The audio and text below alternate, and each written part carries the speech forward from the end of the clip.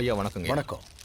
அம்மா, காமாட்சி விளக்கு ஏத்தி இங்க இருந்து கருப்பணசாமி கோவில் வரைக்கும் கொண்டு போகணுமா? ஆ, உங்க குடும்பத்துல யாருமா கொண்டு வந்து வைக்கிறீங்க? எப்பவும் ஜானகி தான் அதை செய்வா. ஆனா இப்ப அவ இங்க இல்ல. அடுத்து எங்க வீட்டு இன்னொரு மருமக பார்வதி தான். பார்வதி விளக்கேத்துவா. பார்வதி, நீ போய் விளக்கு எடுத்துட்டு வா. என்ன நானா? அதான் அம்மா சொல்றாங்கல்ல பார்வதி, எடுத்துட்டு வா. இல்லங்க, எனக்கு பயமா இருக்கு. விளக்க எடுத்துட்டு வர்றதுல உனக்கு என்ன பயம்? சின்னதா ஏதாவது நடந்தா கூட அப்புறம் என்னதான் எல்லாரும் திட்டுவீங்க. நான்லாம் பண்ணலங்க.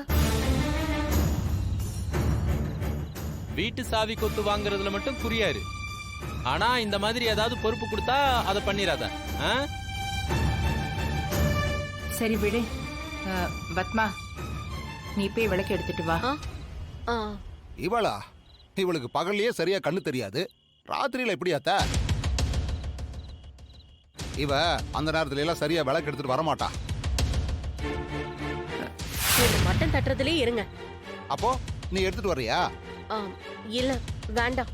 இப்பவே இப்படி சொல்றீங்க, அப்புறம் ஏதாவது தப்பாயிட்டா என்னதான் குறை சொல்வீங்க? அதத்தான் நானும் சொன்னேன். நீ எல்லாம் இதுக்கு சரிப்பட்டு வரமாட்ட பத்மா. அட என்னது இது? ஆளாளுக்கு இப்படி மாட்டேன்னு சொன்னா அப்புறம் யாரு தான் எடுத்துட்டு வர்றது? மா, இந்த குடும்பத்தோட மூலாதாரமே நீங்க தான். நீங்க எடுத்துட்டு வாங்கம்மா. அது எப்படிப்பா?